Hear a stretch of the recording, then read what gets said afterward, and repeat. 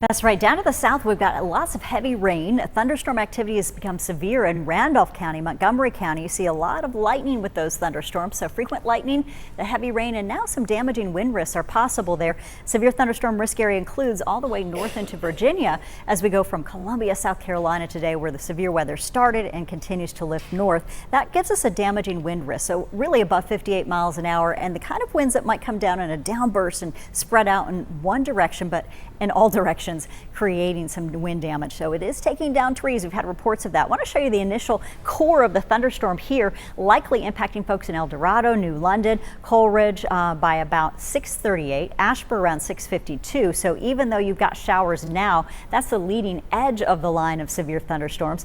The core of the worst weather is still coming for you in 701 in Denton. So it's moving at about 20 miles an hour to the north. And we've got Seagrove with heavy downpours. Now, the heavy rain rates anywhere from 2 to 3 inches. The good news is that these storms are not moving slower than 20 miles an hour. It's still not as fast as they could be, but it is going to produce damaging wind threats for the next hour to two. And this is going to last up until about 10 o'clock tonight for the severe risk zones. We could still see some showers and isolated storms all the way up to midnight.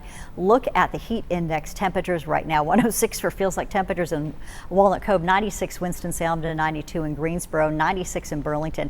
That is because we have so much moisture to work with. Now 88 degrees today, officially 71 for morning lows.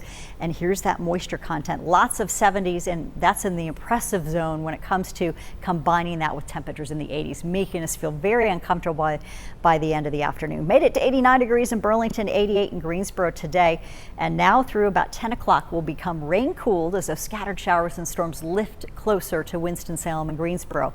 Some of those may start to fade a little bit in intensity, but we still should see some at least scattered showers from that system, if not some severe and strong storms rolling north with damaging winds and some downed trees. That's what's been reported so far in the Albemarle area. We've got some help with this system. We've got that low-level jet stream, so several thousand feet just over our head, helping to fuel those thunderstorms, keep them moving.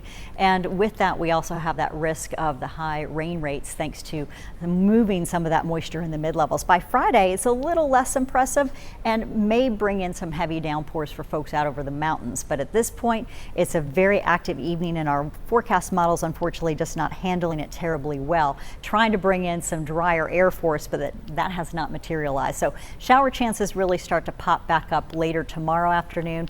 Rain chances at around 30%, maybe not as active as what we're seeing out there right now. We've got 70 degrees for you in the Piedmont, 87, feeling like the 90s tomorrow. Similar conditions as we're on an impact day today, but tomorrow we'll see those storm chances at about 20% for you up in the Triad and into the foothills early part of the day. Better rain chances a little closer to the evening commute. Here's the 7-day forecast. We've got 88 degrees on your Friday. It's an impact night for you this evening, but then the heat, humidity, and afternoon storm chances will persist much of next week. We're back to the 90s and the heat risk rises.